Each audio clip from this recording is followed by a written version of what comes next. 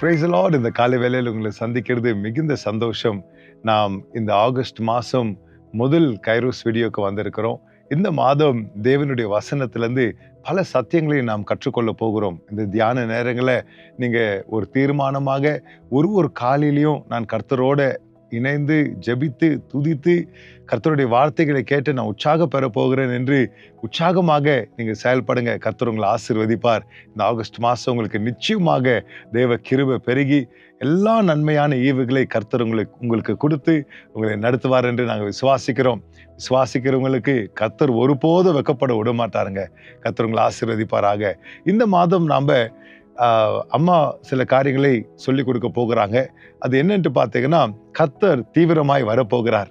கர்த்தர் வரும்போது வருகிற நன்மைகள் ஆசீர்வாதங்களை குறித்து ஒரு பக்கம் நம்ம கற்றுக்கொள்ள போகிறோம். அதே நேரத்தில் கர்த்தர் வரும்போது கர்த்தர் என்ன எதிர்பார்க்கிறாரு, நமக்குள்ள என்ன காரியங்கள் இருக்க வேண்டும் என்று நானும் இந்த நாட்களில் பேச விரும்புகிறேன். முதலாவது லூக்கா 18வது அதிகாரம் 8வது வசனத்தை நாம் வாசிப்போம். சீக்கிரத்திலே அவர்களுக்கு நியாயம் செய்வார் என்று உங்களுக்கு சொல்லுகிறேன்.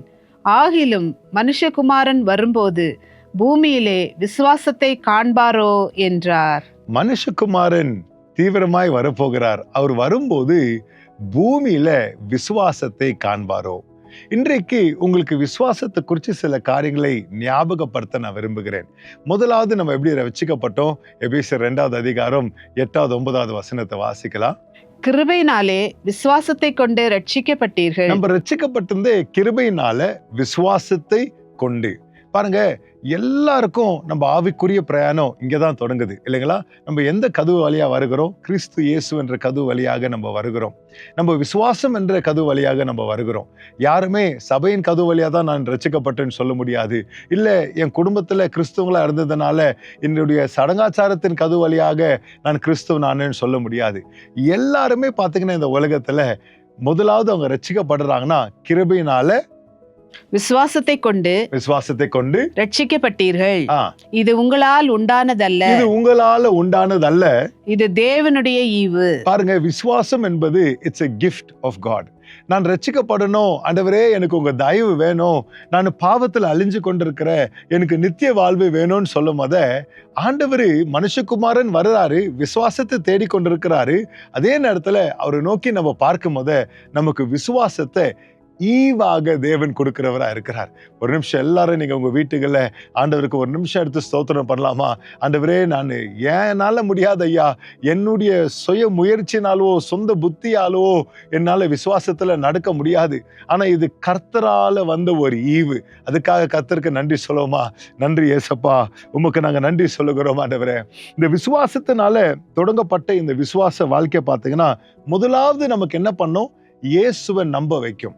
If you have faith, you will believe in the Lord Jesus Christ. விசுவாசிக்கிற அந்த விசுவாசன்ற ஈவ கர்த்தர் நமக்கு கொடுக்கும் போத அது என்னவா மாறுதுங்க? நம்பிக்கையாக. இயேசுவை நான் நம்ப தொடங்குறேன். நான் இயேசுவை நம்ப தொடங்கும் போத இயேசுவை மட்டும் தான் நான் சார்ந்து கொள்வேன். என் ரட்சிப்புக்கு வேற வழி எதுவுமே இந்த உலகத்தில் இல்லை அப்பா, நீர் மாத்திரமே ஆண்டவரேன்ட்டு இயேசுவை நான் சார்ந்து கொள்ள தொடங்குவேன். மூன்றாவதாக இயேசுவை நான் பின்பற்ற தொடங்குவேன். விசுவாசம் எனக்குள்ள இருந்தா நான் ரட்சிக்கப்படுகிறேன், அவரை நான் சார்ந்து கொள்கிறேன். மூன்றாவதாக அவரை நான் பின்பற்றுவேன். எப்படி பின்பற்றுவேன்? கீழ்ப்படிதலை நான் பின்பற்றுவேன். அந்த கீழ்ப்படிதலை நான் அவரை பின்பற்றும் போத இன்னொரு விஷயம் என்ன தெரியுங்களாவது, எல்லா சூழ்நிலையிலும் என் கண்ணு விசுவாசத்தை தொடுக்கிற முடிக்கிறவரை இயேசுவையே பார்த்து கொண்டிருக்கும். அல்லேலூயா. விசுவாசம் செய்கிற வேலைகள் இதெல்லாம். விசுவாசத்தை கர்த்தர் எனக்கு ஈவா கொடுக்கிறாரு. அந்த விசுவாசம் என்ன பண்ணுங்க? அவர் மேல சார்ந்து கொள்ள வைக்கும். அவரை டு ரிலை ஆன் ஹிம். எல்லா சூழ்நிலைமைகளையும் ஆண்டவரே நான் உங்க மேல சார்ந்து கொள்கிறேன்ப்பா. அந்த விசுவாசத்துல நான் நடந்து கொண்டிருக்கும் போத என்னை அவருக்கு பின்பற்ற வைக்கும். எப்படி பின்பற்ற வைக்கும்? அவர் என்னெல்லாம் சொல்றாரோ அதுக்கு கீழ்ப்படிந்து நான் அவரை பின்பற்றுவேன். அந்த பின்பற்றுதல் இருக்கும் போத என் கண்கள் எங்க இருக்குதுங்க? அவரையே தான் பார்த்து. when you're following him, you're looking to him. விசுவாசத்தை துவக்குகிறவரும் முடிக்கிறவரா இருக்கிற இயேசுவையே நாம் பார்த்து என்ன பண்றோங்க? நம்மளுடைய பிரயாணத்துல முன்னாடி போய் கொண்டிருக்கிறோம். அப்போ மனுஷகுமாரன் வருகிறார், விசுவாசத்தை எதிர்பார்த்து கொண்டிருக்கிறார். அவரை நோக்கி பார்க்கிற நமக்கு விசுவாசத்தை கொடுக்கிறார். அந்த விசுவாசம் நம்மளை அவர் மேல சார்ந்து கொள்ள வைக்கும், அவரை பின்பற்ற வைக்கும். அந்த விசுவாசம் ஒரு நாளும் நாம் அவரை கீழ்ப்படிய அவரையே பார்த்து கொண்டிருக்க நம்மளுக்கு பலன் தரும். Praise the Lord. விசுவாசத்தை குறித்து இன்னொரு விஷயத்தை நான் சொல்ல விரும்புகிறேங்க. விசுவாசம் நமக்குள்ள இருக்கும்போது 2 கொரிந்தியர் 5வது அதிகாரம் 21வது வசனத்தை வாசிக்கலாம். நாம் அவருக்குள் தேவனுடைய நீதியாகும்படிக்கு பாவம் அறியாத அவரை நமக்காக பாவமாக்கினார். பாருங்க, பாவம் அறியாத அவரை ஏன் அவர் பாவமாக்கினார் என்று பார்த்தீங்கன்னா, நாம் அவருக்குள்ள தேவனுடைய நீதி அடையும்படிக்கு. மனுஷன் பாவம் செய்து தேவன் விட்டு தூரம் ஆயிட்டான் இல்லைங்களா? ஆனா விசுவாசத்தினால நம்ம ரட்சிக்கப்படும் போத, விசுவாசத்தினால அவர் மேல் நம்ம சார்ந்து கொள்ளும் போத, அவரை நாம் பின்பற்றும் போத, அவருக்கு நாம் கீழ்ப்படியும் போத, அவரையே நம்ம பார்த்து கொண்டு இருக்கும் போத இன்னொரு காரியம் நடக்குதுங்க. நாம் தேவனுடைய நீதியாக. இது என்னன்ட்டு பார்த்தீங்கன்னா, ஆதாம் ஏவாள் பாவத்துக்கு உள்ளுறதுக்கு முன்னாடி பார்த்தீங்கன்னா அவங்க தேவ நீதியாக இருந்தாங்க இல்லைங்களா? இப்போ நான் விசுவாசத்து மூலியமாக கிறிஸ்து இயேசுக்குள்ளாக நான் வந்திருக்கிறேன். விசுவாசத்தின் மூலியமாக தேவனுடைய பிள்ளையா நான் இருக்கிறேன். கர்த்தர் இப்ப என்ன பண்றாருன்னா, ஒரு யூனிஃபிகேஷன், எனக்கும் தேவனுக்கும், தேவனுடைய நீதிக்கும் எனக்கும் ஆண்டவர் என்ன பண்றாருங்க, கிறிஸ்துவ பாவமாக்கி என்னை விடுதலையாக்கி என்னுடைய பாவத்தை கிறிஸ்து சுமந்து என்னை தேவனுடைய நீதியாக மாற்றுகிறார். இதை நான் விசுவாசிக்கிறேன். நான் கிறிஸ்துக்குள்ள வந்த உடனே நான் அவரை விசுவாசிக்கும் போத, அவரை நான் பின்பற்றும் போத, அவர் எனக்கு இந்த காரியங்களை எடுத்து காட்டுறவரா இருக்கிறார். நான் இப்ப யாரா இருக்கிறேங்க? ஐ ஆம் the righteousness of God. இதை நம்ம நம்பணும்னா பின்மாற்றத்தோடு நம்மளுக்கு போராட்டம் இல்லைங்க. இதை நாம் விசுவாசிக்கும் போத, இந்த விசுவாசம் என் விசுவாச வாழ்க்கையில, என் பரிசுத்த வாழ்வுல எனக்கு ஒரு புதிய பலனை இந்த விசுவாசம் கொண்டு வரும். ஹல்லேலூயா. அப்போ இந்த விசுவாசத்தை குறித்து நம்ம பார்த்து கொண்டிருக்கிறோம். தேவனுடைய விசுவாசம், கர்த்தர் நமக்கு கொடுக்கிற இந்த ஈவாக இருக்கிற விசுவாசம் என்ன பண்ணுதுன்னா, கர்த்தரோட என்னை இணைக்கிறது. அவருடைய நீதியோட விசுவாசம் என்னை இணைக்கிற ஒரு அனுபவத்துக்குள்ளாக நம்ம வருகிறோம். விசுவாசம் நமக்குள்ள இருக்கும் போது எதிர்காலத்தை குறித்து நம்ம என்ன பண்ண மாட்டோங்க, பயப்பட மாட்டோம். எதிர்காலத்தை குறித்து வாசிங்க என்னோட. அடுத்தது நாம் பார்க்கிறது எபிரேயர் 11வது அதிகாரம் 1வது வசனத்தை வாசிக்கிறோம். விசுவாசமானது நம்பப்படுகிறவைகளின் உறுதியும் காணப்படாதவைகளின் நிச்சயமுமாயிருக்கிறது. விசுவாசம் நம்மளோட இருக்கும் போது, நமக்குள்ள விசுவாசம் இருக்கும் போது காணப்படாதவைகளின் நிச்சயம். அது என்னங்க? கிறிஸ்து நமக்காக தீவிரமாய் வந்து கொண்டு இருக்கிறார். வந்து நம்மளை எங்க கொண்டு போகிறாருங்க? நித்திய வாழ்வின் ஆசீர்வாதத்துக்குள்ள கொண்டு போகிறார்.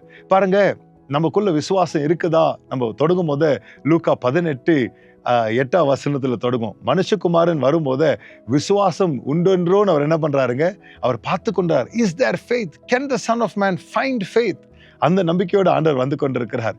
நமக்குள்ள விசுவாசம் இருக்கும் போது, அந்த விசுவாசம் நம்மளை என்ன பண்ணுவாங்க, அவர் வரும்போது, அவர் வரும் நாளுக்கு நம்மளை ஆயத்தப்படுத்துது. அவர் வரும் நாளுக்கு அந்த விசுவாசம் நம்மளை என்ன பண்ணுதுங்க, காணப்படாதவைகள், இன்னும் எனக்கு தெரியாது, இன்னும் என் கண்ணுக்கு தெரியல, இன்னும் என்னுடைய யோசனைகளுக்கு அது புரியல, என் மனதுக்கு அது அறியல, ஆனாலும் விசுவாசம் இருக்கும்போது என்ன பண்ணுவாங்க, அது என்னை ஒரு உறுதியில வைத்திருக்கும். Praise the Lord.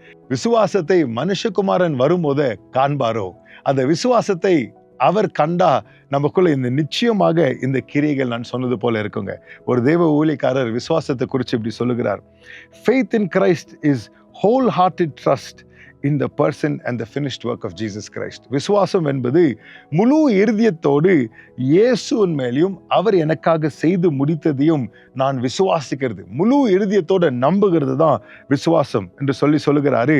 அந்த விசுவாசம், that faith leads us to receive him as our savior. அந்த விசுவாசம் முதலாவது என்ன பண்ணுதுங்க, அவரை என் இரட்சகராக ஏற்றுக்கொள்ள எனக்கு கிருபை, எனக்கு உதவி செய்கிறது. இரண்டாவது, அவருக்கு that faith helps me to submit to him as Lord. அந்த விசுவாசம் எதுக்கு நேரா நடத்துதுன்னு பார்த்தீங்கன்னா, அவரே என் கர்த்தர், என்னை ஆளுகை செய்கிறவர் இல்லைங்களா? He is my Lord. அவருக்கு என் முழங்கால்கள் மடங்கும், அவரையே நான் தொழுது கொள்வேன் என்றதுக்கு இந்த விசுவாசம் நடத்தும். முதலாவது என்னதுங்க, இயேசு கிறிஸ்துவை விசுவாசிக்க, அவர் செய்த எல்லா காரியங்களை, அவர் the finished work of Jesus நம்ப எனக்கு உதவி செய்யும். ரெண்டாவது, அவரை என்னை இரட்சகராய் ஏற்றுக்கொள்ள. மூன்றாவது, அவர் என்னுடைய தேவனாக, ஆண்டவராக, என்னுடைய கர்த்தராக இருக்கிறாருன்னு அவருக்கு என்னை சரணாகதியாக ஒப்பு கொடுக்க விசுவாசம் என்னை ஊக்குவிக்கும். நாலாவதாக சொல்லுகிறாரு, விசுவாசம் தினந்தோறும் அவர் மேல சார்ந்து கொள்ள எனக்கு உதவி செய்யும். நாலாவதாக, அவருடைய வார்த்தையை தினந்தோறும் கீழ்ப்படிய விசுவாசம் என்னை நடத்தும். அஞ்சாவதாக சொல்லுகிறாரு, எந்த பாடுகள் வந்தாலும், எந்த போராட்டங்கள் வந்தாலும் விசுவாசம் என் இருதயத்தை உறுதியாக வச்சுக்கொள்ளும்.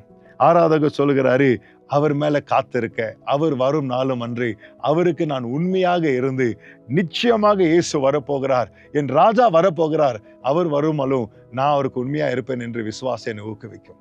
மனுஷகுமாரன் வரும்போதே அவர் தீவிரமா வரார். அவர் என்ன எதிர்பார்த்து கொண்டிருக்கிறார்? நமக்குள்ள விசுவாசம் இருக்கா? அந்த விசுவாசம் அவர் கொடுத்த ஈவா இருக்கு. அந்த விசுவாசம் நமக்குள்ள இருக்கும் போதே நாம் பார்த்தது போல இந்த ஆசீர்வாதங்கள், ரட்சிப்பின் அந்த கதவுலையாக நம்ம வருகிறோம்.